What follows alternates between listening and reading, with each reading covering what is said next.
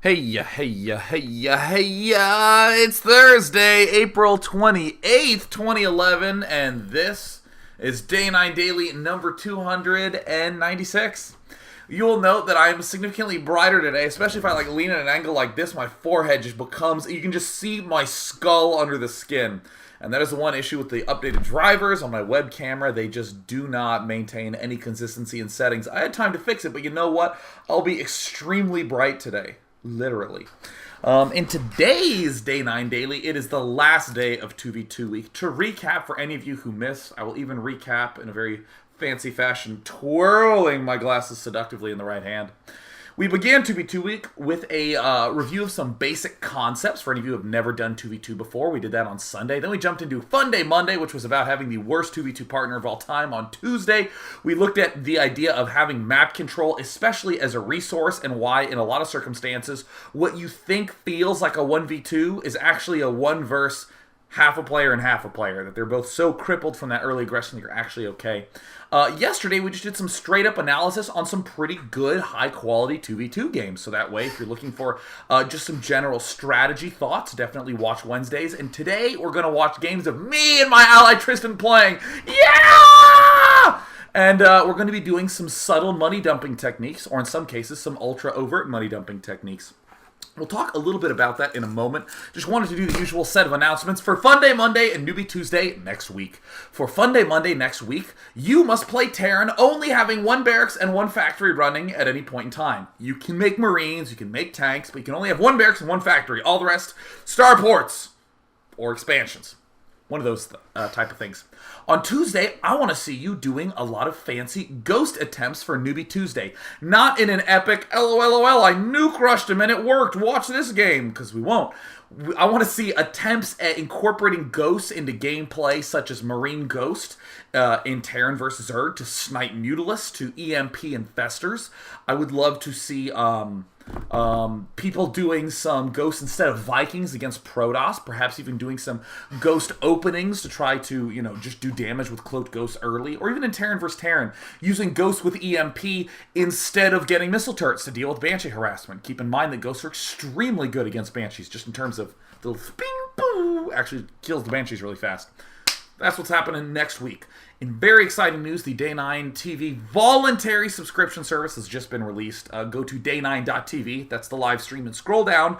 For a voluntary amount of $5, you get a fancy chat badge and the chance to play some mono battles with me, which should be coming up quite soon.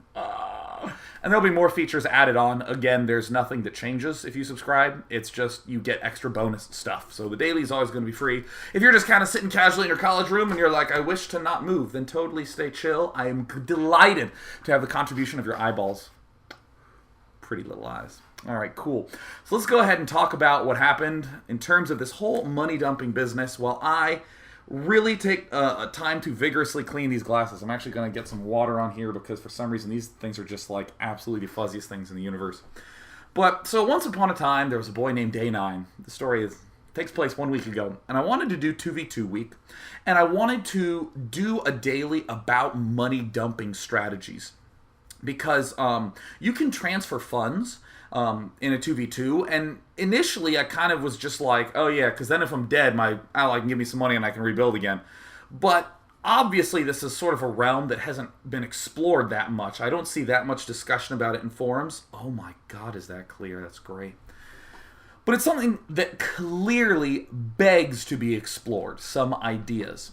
And I went searching for this, but it's really hard to look it up because there's first of all no generalized term. I've heard people call it feeding. I've heard people say money dump.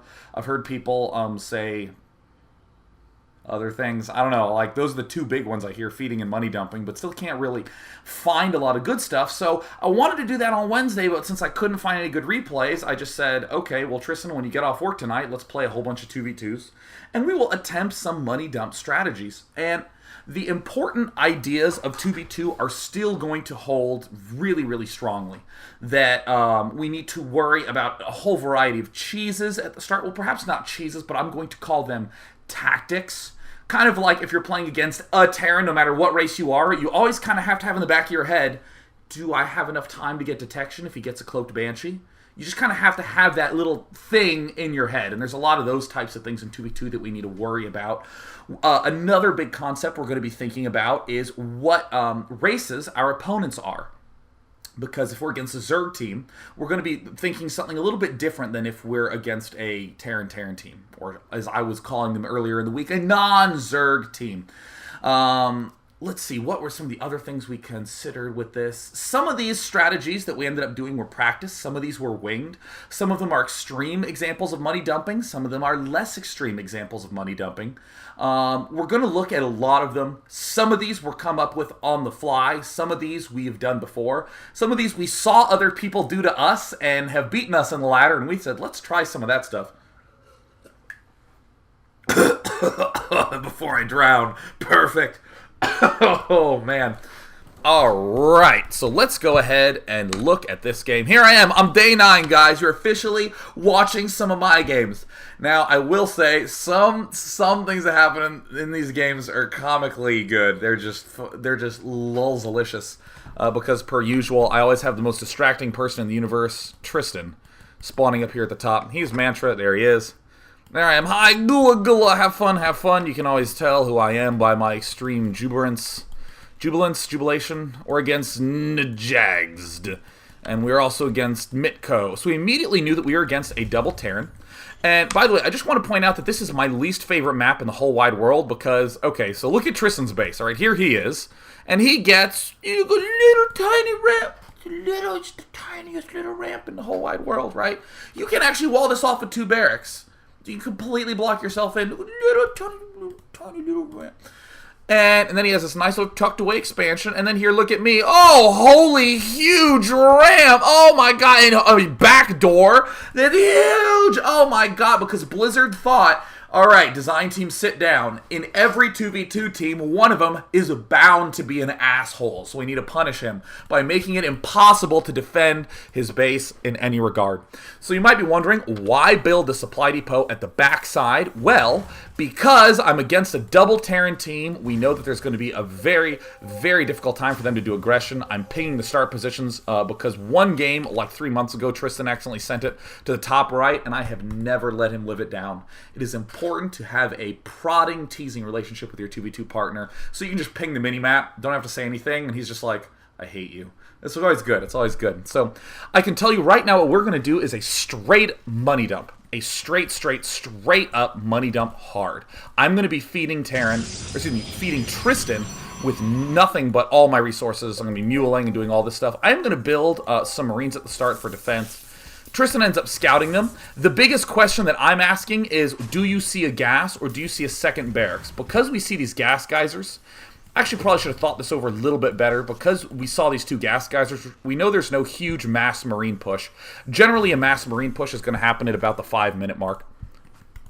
So here, I'm going to show you the simplicity that is a money dump, pure Terran Protoss against one of these players. The first team that I recall doing this to us, I think, was Sorcery and DXT. This strategy that we saw was actually happened to us maybe 3 or 4 months ago, where essentially the Terran only money dumped to the Protoss, and Tristan and I had literally never thought of money dumping as like a standard. So this was why this was the first game that we're going to be looking at today, because it was one of like my early experiences kind of being blown away at how money dumping can be awesome. So here I am, I'm expanding. I'm getting 2 gas geysers. Going to just give that to Tristan. And now I'm going to be making a bunker. If I'm really worried, I can move the barracks here and then sort of constrict this, but I'm not looking to do anything too extreme. They're going to be just making some Marines and Marauders and jazz. What Tristan's going to be doing is going for like a lot of gateways and Blink Stalkers really, really quickly.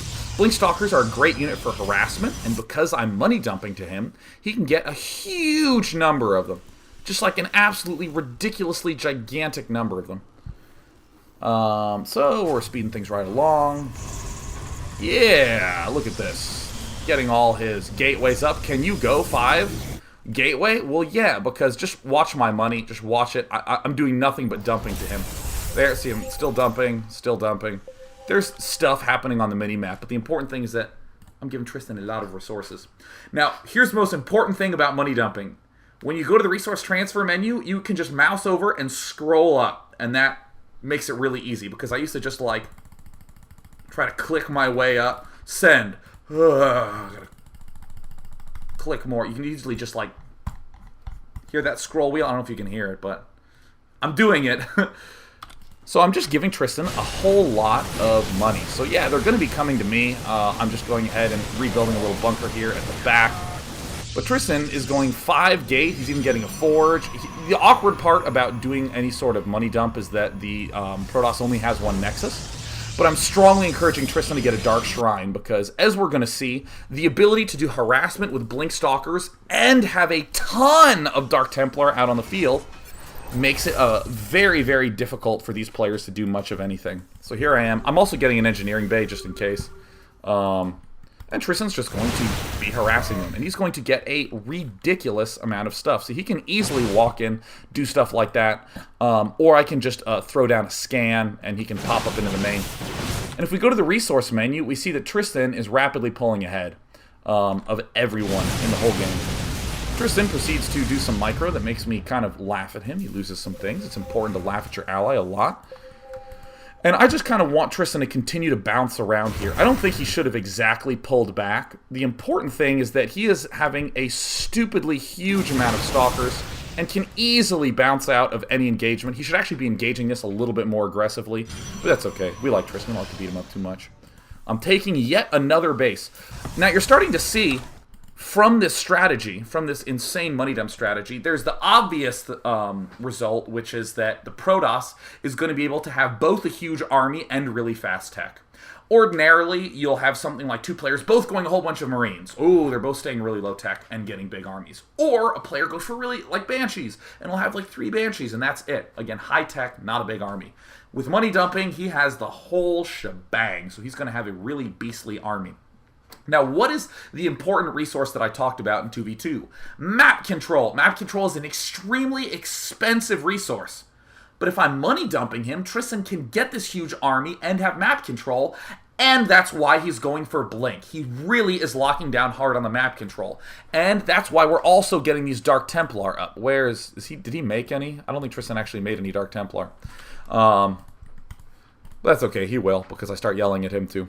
But he's going to get a lot of Dark Templar, and we see with this map control, this allows me to get another base up very, very easily while they are still quite behind.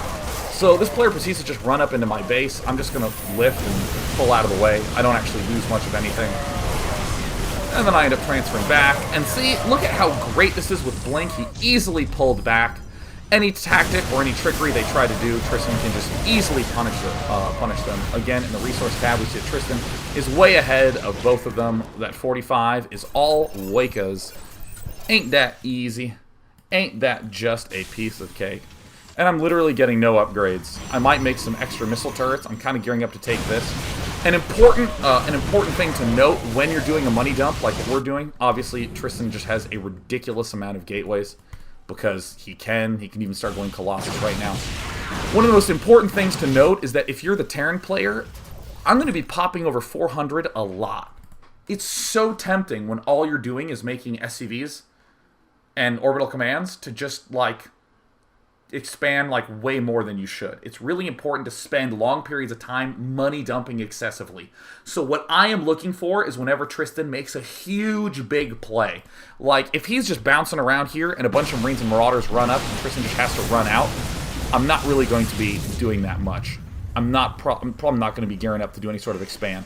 Tristan obviously is regularly checking here. I'm taking some of my Marines from the start of the game. I'm going to be killing off some of these watchtowers. And you'll note that there's a good split. I'm doing a lot of just the general management of space, sort of pinging around, and he's doing a lot of the hurt. Okay, so now that he's doing this, now that one player has left the game, now I'm going to go ahead and take another expansion. And by the way, I would just like to note one thing that I just did right now that's awesome, that's freaking great. Notice that I send the SCV, and then when he arrives, that now that he's here, I'm actually going to be starting to build the orbital command. What I didn't do is get over 400, pick an SCV in my base, and say, build the command center way over there. And the whole time he's traveling, I've lost that 400 minerals, and the command center still hasn't started. Oh my gosh, he still hasn't started. I don't believe it. And I still don't have that 400 minerals, and then he finally reaches there and starts it. I really think it's a total curse that in StarCraft 2, when you build a structure, you lose the money immediately. Because it's so tempting just to be like, go expand over there, command center, refinery, and now you have $550 sitting doing nothing. So I try to make sure that I'm pretty regular about not building command centers from a long range. So Tristan's killing them, and we end up winning. Aren't we amazing? So let's go ahead and keep going. By the way, Redstone Gulch is definitely our least favorite map. I'm kind of hoping I spawn Zerg, but I'm randoming in all these games, and I keep freaking randoming Terran. Drives me insane. So we're against a double Zerg now. Ooh, we're against a double Zerg. One of my favorite things ever that I picked up from Super Ninja and X6 Azide. And look at us. We're just having so much fun. Oh my god, Foxdie, you rock as well. We're going to ignore this conversation for a moment.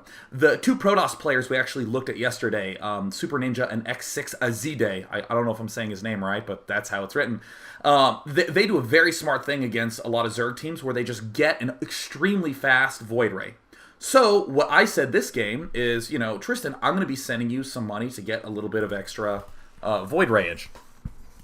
We are going to go for a lot of early units. This opening that we're doing is, again, something else that someone has done to us on the ladder. See, here comes the 2 gate from Tristan. I'm going to be going for 2 racks. And we're eventually just going to go for, like, big mech, big air. Tristan and I are laughing. I actually lost this SCV that was building the barracks. Oh my god. I actually did not know it was being attacked. I literally was like, yeah, he's just attacking the barracks. It's so goofy and weird. Huh, how unusual. There's Matic. He's doing his usual thing. And you see, we were honestly kind of anticipating some early pressure, because on Redstone Gulch, obviously, there's this gigantic backdoor because Blizzard hates my ally! He hates him so much. I'm so upset. Tristan successfully does not wall off. Yeah, alright. And now I'm going to begin getting gas. But I'm not really going to be spending my gas for a little bit. I'm actually going to be transferring it to Tristan. And because this is one of the first times we've ever done this, a couple of bumps here. See, there's all my gas. I just transferred it to Tristan. So now he has enough to be able to build 2 Stargates, even though he only has 1 assimilator. He is getting, I believe, an early sentry, yeah. But, yeah, we do this nice early little push. And see, this is one of the important concepts that I talk about a lot just with 1v1s, is that it's so easy to think about the defense, but you have to think of some way to put pressure back. If we're really scared of a double Zerg, we could try to build cannons and bunkers to defend, but that wouldn't really, like, hurt them later on. They could see the cannons, see the bunkers, and then just go, alright, sweet, let's expand 4 times. So by opening up with a Zealot Marine, we do a little bit of damage and we can stay alive. I don't actually know if this is good or not, but that's what we did this game. And it looks like we're going to do a little push. It's okay. It does a reasonable amount. It, at the very least, forces this Zerg to not really get as many workers as he would like. This roaching player, also not in the most ideal situation. I'm getting a factory now. And we're going to see Tristan just go straight for a Void Ray. There's his second Stargate coming down. This is probably the last map I would want to do this exact strategy on. Just because, again, there's so much space to cover that it's really hard for me and Tristan to join together. But on, like, a really tight map like Ruins of Tarsonis, I would not mind this at all. A really important thing to note just about the architecture of this map, even though there's, like, so much space and there's this other back door, if you move out here, here's a really key point. And here's a really key point of terrain. If you can actually control these two, it feels pretty easy, especially if you have control of this watchtower. Because what the Protoss can do is keep most of his forces here, so that way if his backdoor starts getting attacked, he can walk right there. And what I do is I keep all of my forces here. And even Tristan can sort of, you know, keep some of his stuff here as well. But we leave basically this alley completely open and don't even really load much into this bunker. And we just control this watchtower. And if we see anything coming, Tristan takes his stuff from here and some of his stuff from here. And I take my stuff from here and then we move it to this location. This is one of these, like, critically important examples of how in a 2v2, or actually in any game of StarCraft, he can't be doing all 5 things you're scared of at the same time. You're scared of an attack here, you're scared of an attack here, and you're scared of an attack here. But all three of those locations are way the hell away from each other. So if you can set up in a way such that you can reach the one place you need to defend in time, then you're okay. You can actually leave areas totally undefended. As long as you can get there in time, then you're in good shape. So I moved down, I think, way too early. If Zerg actually just had his Zerglings here, he would have just picked these off. But fortunately, Tristan saw them moving up here. So I was like, oh right, nifty. So Tristan just going to go ahead and send his Phoenix Void Ray garbage. This is, again, one of the most annoying things. This is how Super Ninja and X6 Azide just smashed us really hard whenever I random Zerg. Just getting these really, really fast air units. And then instead of mech, they would be like Colossus generally. So they end up moving here. I don't quite have my siege mode, but, you know, I end up pulling back. This is part of the reason why I did not want to do this strategy on this map. Oh well, oh goodness, darn. But fortunately, tanks are just the greatest things ever, so we're going to be okay. And you're starting to kind of notice why this strategy, why this mix is so good. Mech air. I even talked about that on Sunday, that mech air is just incredibly, incredibly, incredibly good. Because even if they break you, I mean, what really are they going to do? These are like sacrificial roaches. Tristan's just going to waltz his stuff around. I mean, in the meantime, Tristan's just like effing up their whole base. But I mean, even then, I'm like, Tristan, can you help my main? Tristan, can you help my main? And he's like, oh, sorry. It seems like here I'm like running my workers around. I'm actually not running my workers around. I'm letting them die like a dunce. Okay, there I run away with all 7 of them. It's so cool. So we end up taking a good bit of damage. The important thing to note is that at this point, there's really only been 2 dumps to Tristan to allow him to support all these Stargates. He gets a huge surplus of minerals with this style, which he should be using to expand Tristan. You shouldn't be using it to let your money get high. Ugh. And then actually, as the game progresses and Tristan can't really spend that money, he feeds it all to me. And then I literally get this stupid amount of Hellions. It's pretty easy. Again, this is this revelation we had like a few months ago where, do we really need all these resources? I mean, traditionally you just throw down a bunch of Zealots, but maybe it might be better to build a bunch of Hellions? Sure, let's give that a shot. Or he gives it to me and I build like a frick ton of turrets. Or he gives it to me and I expand like 4 more times. It's probably better for that money to be in Terran's hands. There. Oh, yep, now we see the Phoenixes coming out. Alright, nifty-tastic. Nifty, great.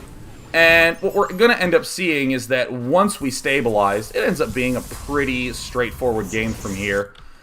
But perhaps the most important thing to note is that this opening, or this mix, this Void Ray Phoenix stuff is good.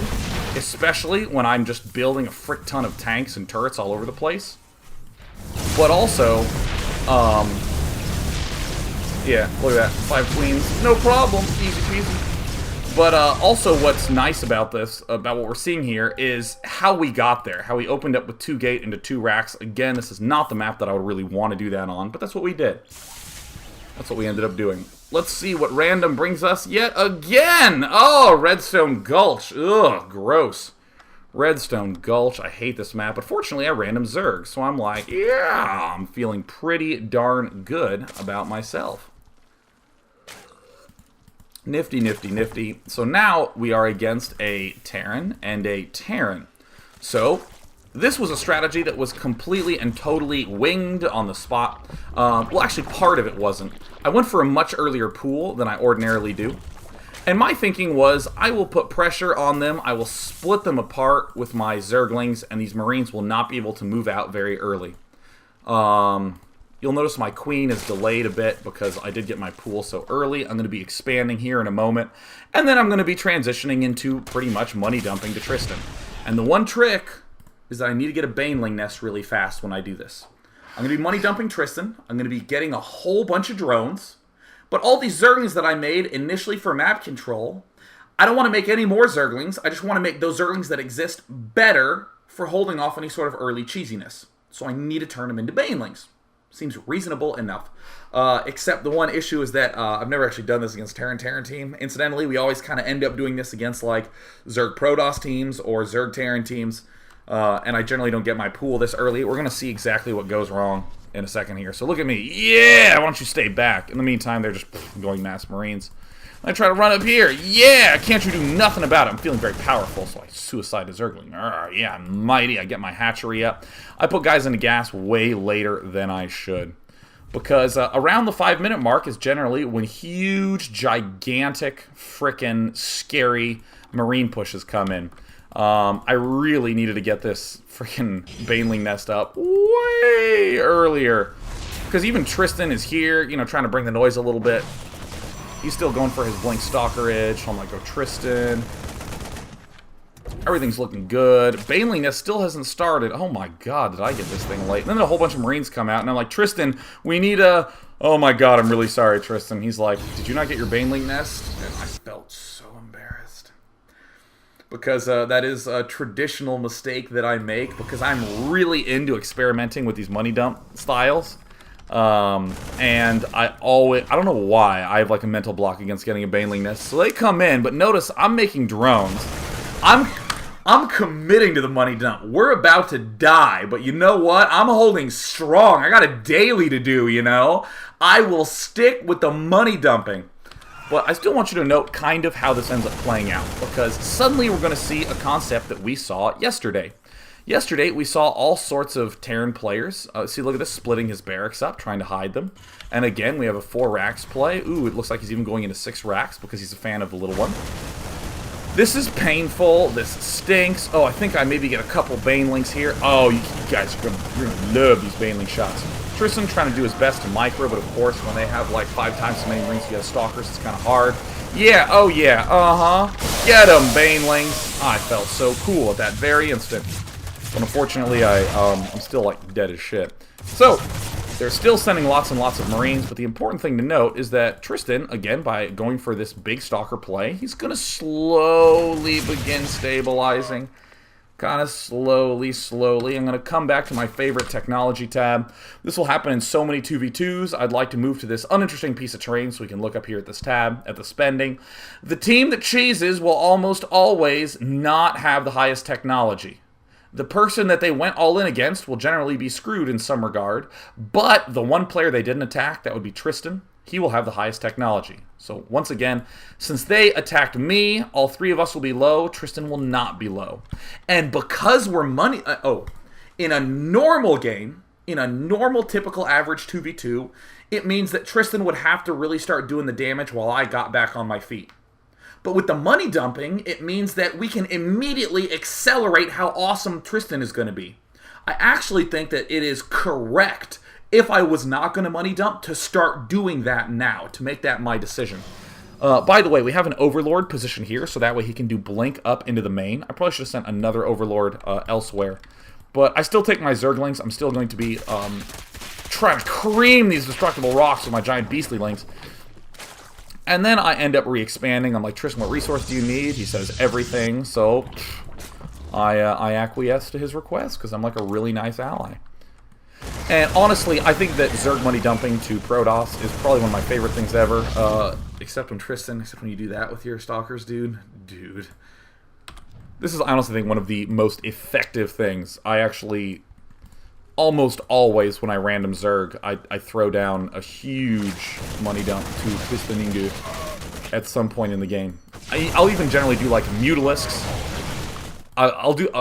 As we pause at this moment of tension, I will do things like Mass Mutalisk, and Tristan will actually feed me a lot of gas, so I can get, like, 30 Mutalisks ridiculously early in the game, like stupidly early, and then I'll just make all drones and just shift it all to Tristan while I get a hive. So what happens is these Mutalisks are giving him a huge amount of trouble, and right when they start to feel like they can move out, there's this stupidly huge Protoss army. It has like Colossi and Stalkers in absurd quantities, and the upgrades are pretty good.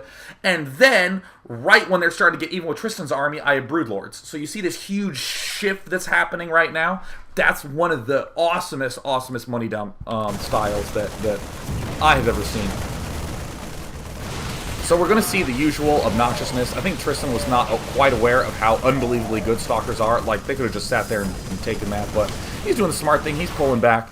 They try to do a little bit of a scout. Now watch my queen. My queen literally positions herself just in range, so that way can do a little bit of distraction action. Again, just doing the usual Blink Stalker, Dark Templar. Again, if we go to our spending tab, look at how high, look at how far ahead Tristan's getting in terms of the technology tab. And he even has the largest army now. Oh my gosh, Tristan's actually looking gosh darned beastly. I'm making some Zerglings, which is very disappointing. I wish I did not have to. Oh my gosh, I don't even have that rally point set because I just re-expanded to my main. I'm actually intentionally not spreading that much creep because I don't really want to goop the map up for Tristan. Really would not like to do that.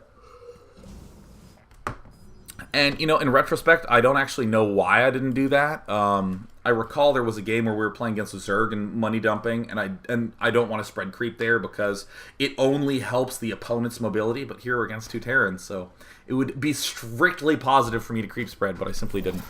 So, whoopsie daisies, my bad. So Tristan, again, hey, little blink tech, oh yeah! And now look at how these guys are just going to get totally pulled in all sorts of directions. And really, the instant that these initial marine little shifts were happening early on, I was feeling absolutely confident that we were going to be in good shape to win. I mean, Stalkers are just in amazing position. And hey, look at me, I'm still working on my wall, still working on my rocks. Also note that I have 81 drones. I'm actually starting to think that I should not build these extra queens. Because, I mean, I was actually just sort of leaving them around, just building up energy for transfuses because, I mean, there's nothing else really to spend them on. Because with normal Zerg in 1v1, you kind of have this larva as much as I can, and then huge amounts of drones, and then huge amounts of units. But again, it's so important that when you're money dumping as a Zerg, that you don't over-drone. Because then that means that your Protoss buddy isn't getting any of your money. There's long periods where I'm just not building any drones, just scrolling up, sending Tristan all the money, because if I don't, he's going to go broke. That is probably the most important thing to note. So more and more and more, I'm starting to just get one queen when we money dump. But this game I got two because part of me was like, no, we can make it work. But per usual, I have to be wrong like 6, 7, 8, 9 times until I actually believe that it's bad. So then Tristan continuing to blink on in. He can be really, really, really bold with these Stalkers. Just ripping stuff apart, just sending in more Dark Templar. Again, a ridiculously high-tech, expensive army, which is easy because now I'm at 82 drones. And Dance ends up departing. And we end up with another nice little win. How neat is this? How neat is this? I would like to once again note that strategy that we didn't get to see happen, but is really awesome, where Protoss money dumps all his gas to me as the Zerg, and I churn out a stupid amount of Mutalisks, and then as I'm running around with my Mutalisk, I just dump all the gas right back to Tristan, and in fact a lot of money back to Tristan, and he gets his huge Colossus Gateway army up while I tech to Broodlords. Because think about... There's two things at play in that strategy. One is how much money do you need to make something happen, and the other is how much time do you need to make something happen. The act of getting a greater spire up, the ability to build brood lords, is quite cheap. I mean, it's an infestation pit, a hive, then an upgrade to a greater spire. It's not that much money, but it takes forever. So that's why I'm money dumping during that whole period. Just take it. Seems good. Seems awesome. Seems totally kick-ass. So finally, freaking finally, we end up not spawning on Redstone Gulch. I'm feeling great. Because we are a random Protoss team, there are oftentimes maps where we don't have a lot of experience with some combinations. This is one where, incidentally, we don't have a lot of Zerg Protoss versus Zerg Protoss experience. So I am actually saying to Tristan, let's kill these rocks off early. I'll take that, and then I'll be the king of money dump because we will have this shared gold. I was convinced that this was the greatest thing ever. So Tristan scouts, spots the Zergs doing an early pool, and I'm like, we won, man. We won. We're the greatest players in the whole wide world. So I'm making some Zerglings. Yep, he's trying to mess with Tristan. Tristan somehow doesn't get his Zealot up fast enough, and I just waltz right into his base. But that's fine. I got my Zerglings up. I'm feeling so bossly. I'm feeling so manly. I'm a manly, manly man. Alright, awesome. So I'm getting my Baneling nest very early. I've learned my lesson, but I have way more money than I want. I could have built an expansion like a year ago, but I cannot build that expansion 1 year ago because of the fact that I tragically have a giant friggin' pair of rocks in the way. And you know, what is one of the things that I emphasized so much? That there are a huge number of tactics that you need to try to keep in your head when you're playing 2v2. Very similar to how I would think to myself, against a Terran, I always kind of need to be aware of cloaked banshees. Like, could I get detection time? Maybe I build an engineering bay, just build one turret in my mineral line, or build an engineering bay just so I could build a turret. These are the sorts of things that you go through. So one thing you should always do against a Zerg Protoss team is that Protoss should build a pylon far out over here, overlooking this area, and I should keep an overlord here. So that way, if they build a pylon here, they can't warp into my main. Guess what Sean forgot to do? Hoop-dee-doop-dee-doo. So I have a whole bunch of banelings here because we've seen Zerg just streaming nothing but Zerglings. So I'm just going to make a couple of banelings while Tristan's going to be getting massive numbers of gateways early on.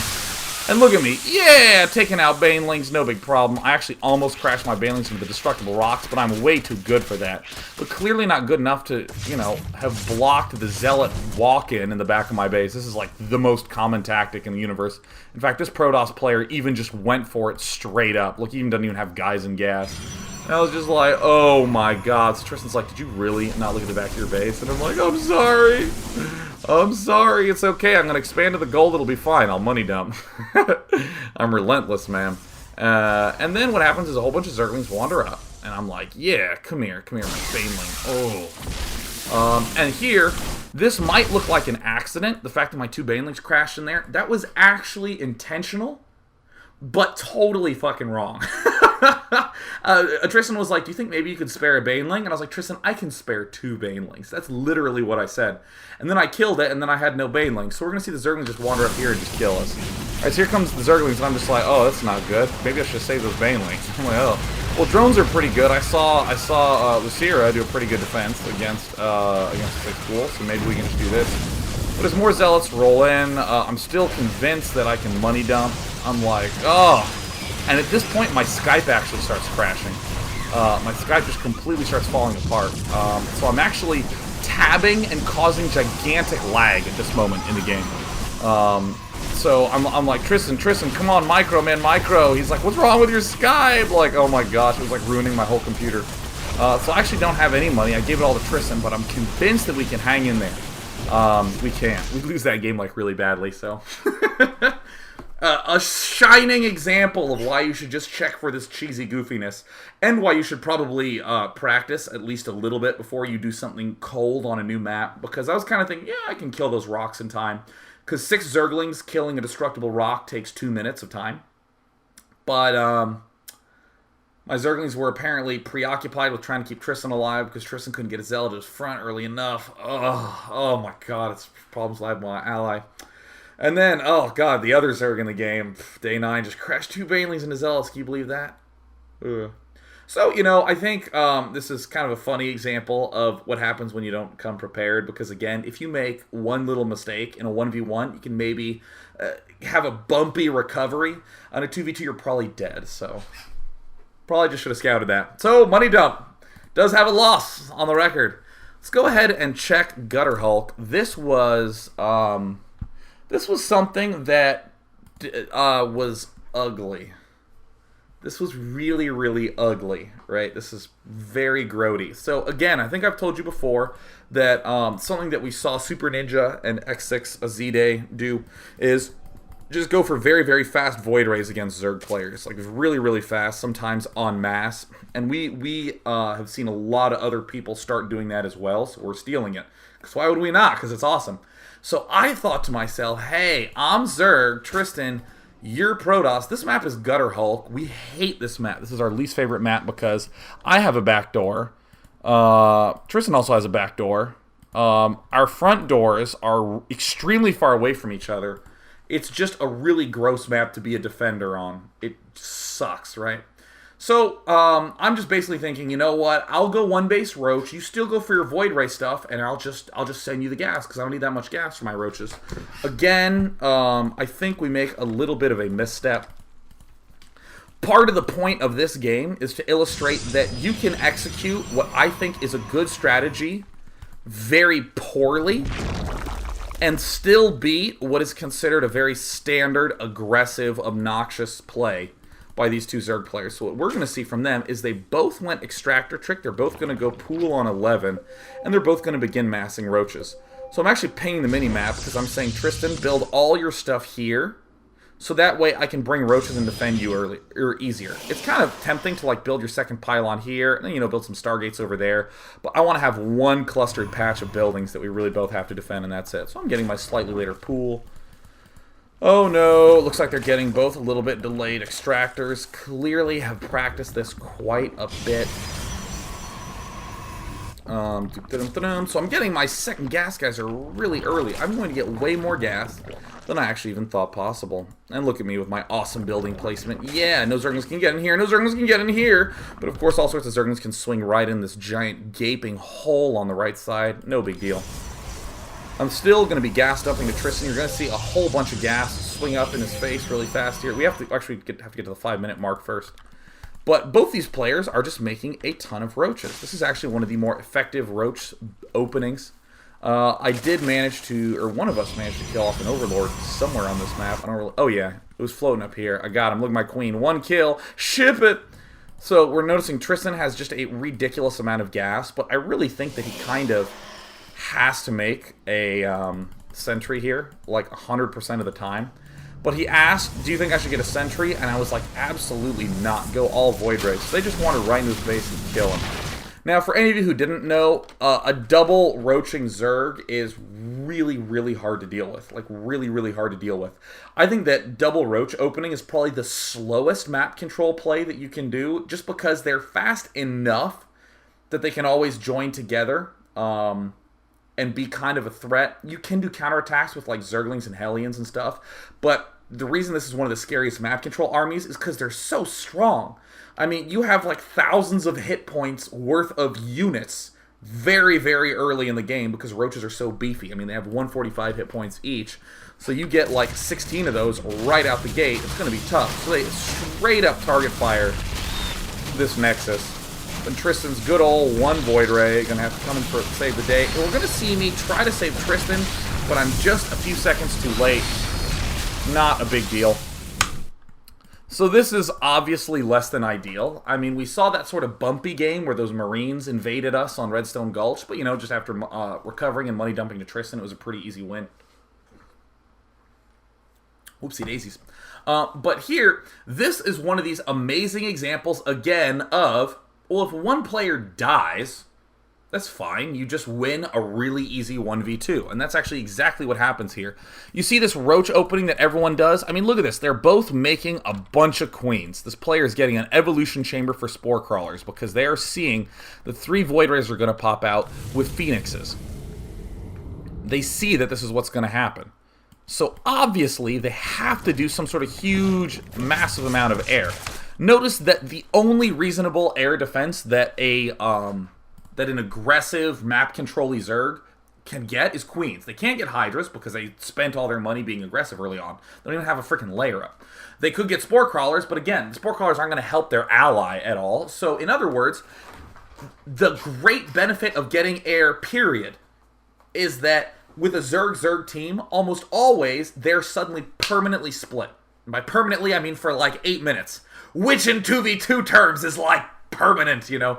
For a huge amount of time, they're going to be split up. I mean, what really can this Zerg player hope to do? I mean, is he going to keep massing up Roaches? I mean, we're just going to bounce over to whichever player is weaker. I suicide these Overlords in just to poke, and I'm just going to be moving my Roaches in. I mean, honestly, in my camp, I'm actually making drones, and I'm teching up to a layer.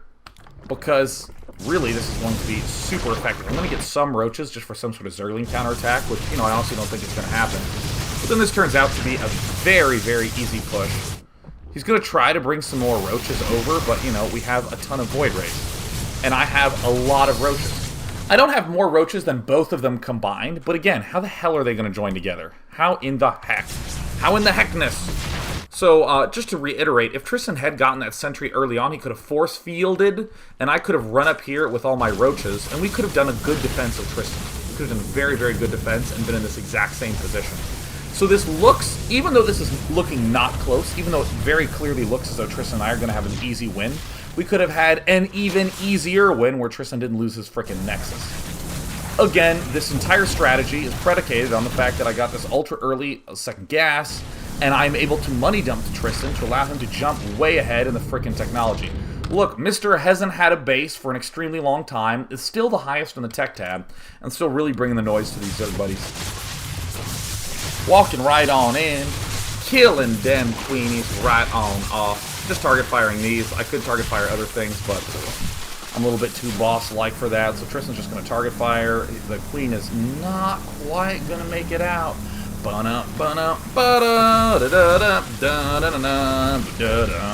And here come the drones. And in the meantime, even I could just clearly win this 1v1. I'm going to be making just defensive roaches while Tristan just tries to kill them off. The only way that they can hope to stay alive is a counterattack, so I'm not going to, risk all my units trying to kill them a little faster. When the smarter move is to let Tristan kill them very, very easily, and then I just sort of defend against the counterattack and stay alive. There was actually no point in this game where either Tristan or I thought that we had it lost. But this is a little bit goofy that Tristan kind of lost this avoidably. Just because, again, this is not one of our practiced strategies. We actually rarely are ever in this spot because, you know what, on Gutter Hulk, we just cry 100% of the time. So we just kind of close our eyes and pray. I would just like to note that I don't think I lost more than one roach in this. Am I awesome? Am I awesome? Let's see. I'm gonna lose one. Oh, I lost one. Yeah! Yeah! Again, that micro is not that hard to do, but I certainly feel good about it. Bam, bam, bam. Let's go on to the last game. Last game is, again, a very, very easy example of why I think that a Zerg Protoss money feed is super ultra strong. This map, Discord, there's a couple of people on this map that like only mech. And it's maddening to play against them because you just can't do anything. This is the reason why a lot of people think that mech is just the most broken BS on Discord. So for any of you who don't know this map, I will actually review the architecture briefly. I am Day 9, and this is Mantua. And we have a shared fat ramp and a shared natural expansion. It kind of has this Xel'Naga Caverns-esque front to it. There's an expansion that's way over here to the left. I mean, it has like an entrance here, an entrance here. It seems like this is a little bit vulnerable, but the important thing to note is that once you control this gold, there is this entrance and this entrance to the entire bottom side of the map. So in fact, a lot of times with mech, what players will do is they will just rush up to here and plant a bunch of tanks, and then what happens? Follow my mouse to the minimap. If they plant all the tanks here, then they can take all these expansions on the right, they can take both of these expansions on the left, and their two naturals. It's very, very, very obnoxious to deal with. Again, there's a lot of players who go Mutalisk mech, or basically mute a tank, and it's just so frustrating. Tank Void Ray, tank Viking, if you're a Terran like this, is stupidly good. And absolutely, if we spawn Terran, I would make tanks. Absolutely. So, we don't, though. We don't end up spawning that. But we do know that we're up against a Terran. And what we're going to see is that they do go mech. So what is a way that we can end up cracking that early on? I'm going to give you a hint. It's the exact same thing that we've been seeing in the previous games, Blank Stalkers, right? So I'm going to early expand. I'm asking Tristan to stop by here and to keep checking their gas geysers. And because we see them both get very, very early double gas, I am just going to get the latest amount of units ever. Look at me, I'm already getting 2 extractors. I'm really going a little bit crazy with the droning because, again, what are they really going to do? This is part of the scouting that's so important in 2v2 because, again, oh yeah, you can cheese us, and cheesing's really, really obnoxious and I hate it. But, if you see 2 Terrans, both double gas, it's either going to be double Banshee or, like, players making a huge amount of tanks. Oh, look at this, making tanks. Oh, looks like one player might make a Banshee. Oh, okay. You'll note that I am already at 37 food, and if we actually go to the unit counting station, we'll note that pretty much all that's drones. Pretty much all of this. I'm even moving an Overlord up again, because remember the blink play. And I'm getting the layer because I'm going to be the one getting the detection here. Again, we're kind of splitting up the roles. I'm still going to be money dumping them almost everything, but I'm going to get speed for my overlords. I'm going to be spreading them like crazy. I should be spreading creep. I kind of forget to do that. Well, actually, I decided not to do it. Based upon apparently some decision I made in the game where we were against Zerg, and I'm like, you know, Tristan, if I'm money dumping, I may as well not spread creep because it'll only help the opponent. And he was like, righto. And then I proceeded to never spread creep in any money dumping games ever again. So that's why 3 games ago I was like, oh yeah, maybe I'll start spreading creep when we're against the Terran or Terran Protoss. Maybe that would be pretty good because then we'd even get more vision. And hell, I'm going to be the only person taking any bases. So yeah, getting these extra gas geysers. I encourage Tristan to get a Dark Shrine as quickly as possible because, again, we get a little bit more map control. Very expensive thing to do. Takes a lot of time. Very expensive unit. Very expensive structure. Not a big deal because I am dumping. Not a big deal because I am defeated. So we see this Banshee, by the virtue of it, runs by pretty much the only previously spotted location we have on the screen. If it made a direct route to our base, we would have been in a little bit of trouble. I mean, literally any place over here, it would have managed to escape, but not this time. So we see him making a frick ton of tanks. Again, it is so maddening when they just siege him up right here. We can't leave from this side. We can't get out of this side, and they take the whole map.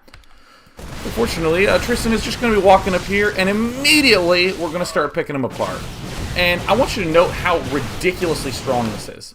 26 workers for Terran, 20 workers for Terran, 28 workers for Tristan, 61 workers for me, and all of it is being fed to my Protoss buddy. We have about twice as many workers as they do, and all of it is going to a Protoss. Oh, doesn't that make you Protoss players feel good? Oh, doesn't that feel fantastic? I mean, Tristan actually has a problem getting enough gateways in this game. I mean, he's already going 5 gate on one base. Like, I'm literally just going to hold the resource tab open now and just look at Tristan's money. It just is going to keep just popping up. Oh, look, he's like at over 1,000, and he still can't morph in units fast enough. He's just starting to suicide stuff, and suddenly this really potent mech army is never getting the chance to pop up off the ground. Tristan is sacking bucket loads of units. I have the most food in the game. I have the highest food at this point because it's so easy to feed as a Zerg Protoss against a non-Zerg team.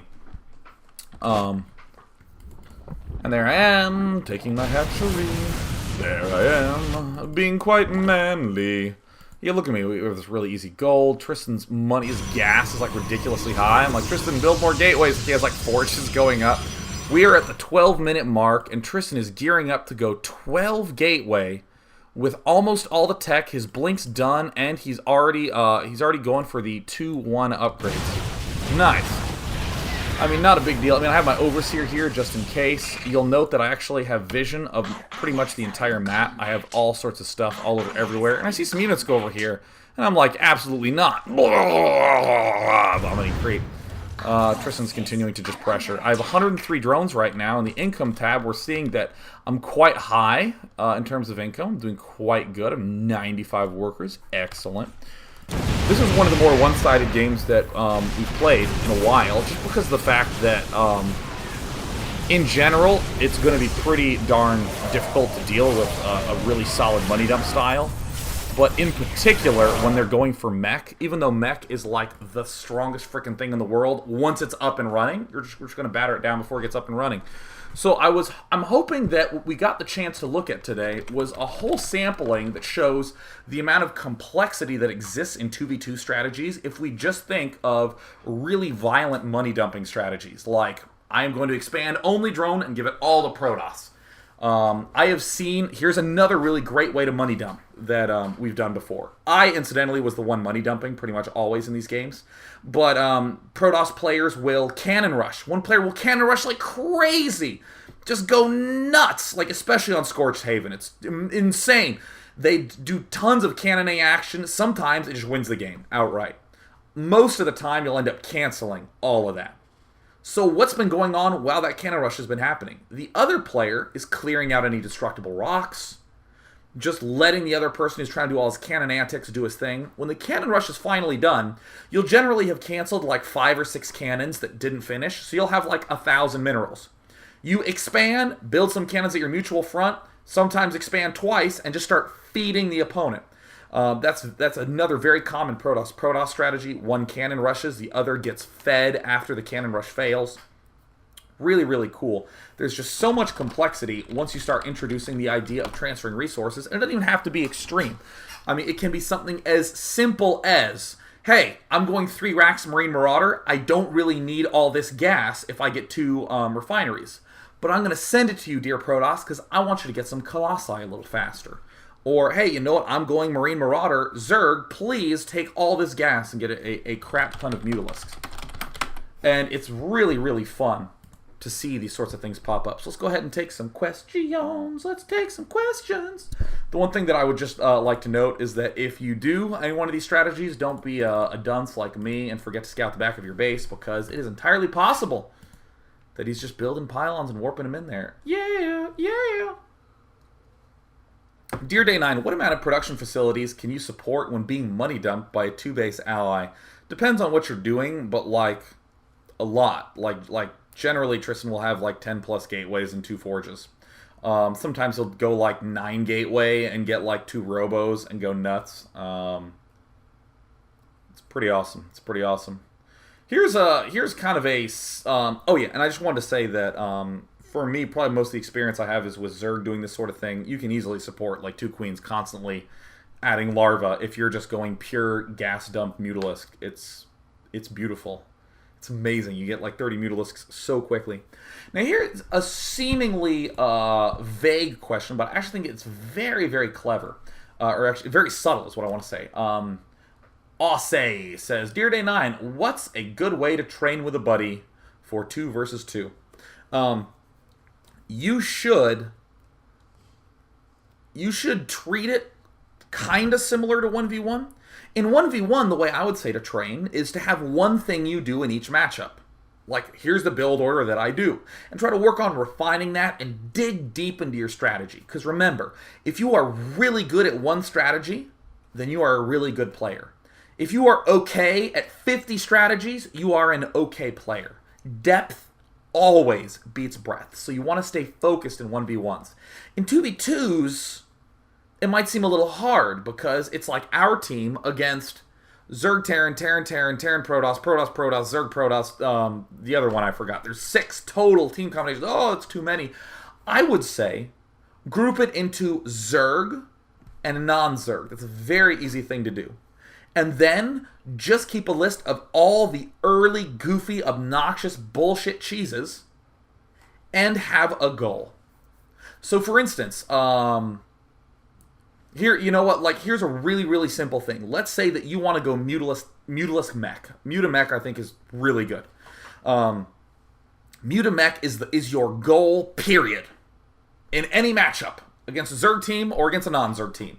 It's Mutamech. And then what you do is you say, okay, against Zerg Protoss, I have that Warp Prism in cheese. Against Zerg, we need to defend against some early Baneling busts, so let's try to figure out how to do that. Against Zerg Terran, we have Marauder Zergling stuff. Against Protoss, we have some Forge antics and some proxying. You know, you do this for all these. And what you'll slowly end up seeing is that you'll lose a lot. You'll probably stay pretty even in your record, but then all of a sudden you'll just be like winning everything because you have this nice little goal there. And again, the way to simplify it is to treat any Zerg team, treat Zerg Terran, Zerg Protoss, treat them all the same way opening-wise, and then treat the non-Zerg players the same way opening-wise. And I think you'll have a lot more rapid success. But again, the big thing to note is that you want to have a goal. Just a simple goal. We looked at a game yesterday where a 2v2 team did not have a goal. They did a great early an early hyper aggro near all-in strategy where they basically won, but then they just sat. And the sitting is what killed them.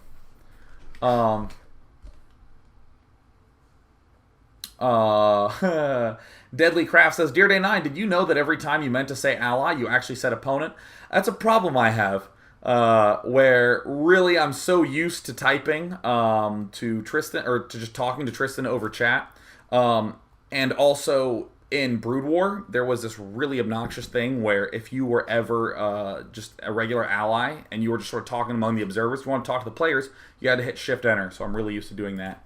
Yeah. So let's see here. Yeah, Orcanem just says, in all your replays, your games were either Zerg Protoss or Terran Protoss. What was your strategies you would get with Protoss? Talked a little bit about that, but generally, trying to think what sort of gas dumping strategies we do for them. I mean, really, just the cannon rush into feeding is the big one. I guess we don't really do that much feeding. I don't know. We're pretty boring in that matchup. I will note another great composition to do in that matchup is air plus Zealot Colossus. One player goes Zeal Colossus, the other player goes air. Make some air. And like for instance, if Tristan was going air and I was going for the Zealot Colossus stuff, we'd both need sentries at the start, but I'd probably give him a little bit of gas early on just so he has a few more sentries. Something like that. Let us take one more question. One more question.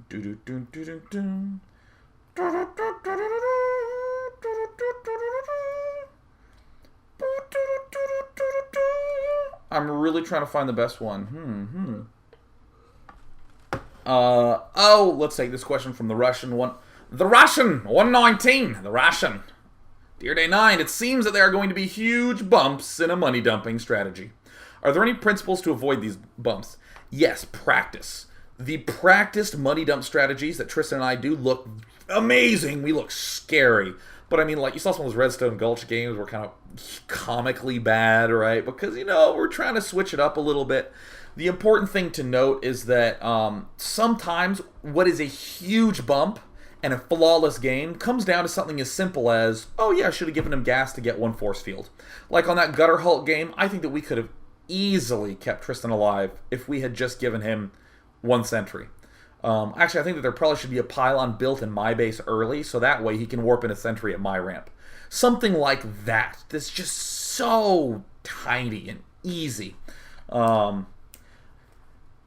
The big thing to note is that you got to be aware of when you really get the muscle, when really your strategy starts to be scary. When I'm Protoss, when we're dumping to like a Blink Stalker Protoss, it really gets scary for the other team when there's like 12 or more Blink Stalkers. That's really when the other team's kind of like, ugh, and has to be really defensive, and especially when the DTs come out. If Tristan was money dumping to me and I was going mutalist, right when I get like 24 to 30 mutas, that's really when it's kind of like, ooh. But when we're at like, and right when you get into that stride, it's like you have game control. It's so freaking easy. But what we've learned over time is that often the money dump strat is so good that it's okay to be a little too defensive at the start. I remember when we were doing the mass muta money dump stuff, that there would be a lot of games where we'd be attacked by just Zergling Baneling and we'd die. We'd just get attacked by pretty much anything and we'd just die. So now, you know what? We just build a frick ton of spine crawlers and like Banelings, and I'll even sometimes get roaches just to help stay alive until we can get the muta stuff going. Because again, once the mutalists are up, oh my god, the game's done once we have 30 mutas up. It's so easy. But getting there is a little tough, so that's fine. It's fine to just layer on those bumps with some stupid defense. I've even there was even a game that we saw on Newbie Tuesday where a player built like 5 bunkers when he was feeling under pressure.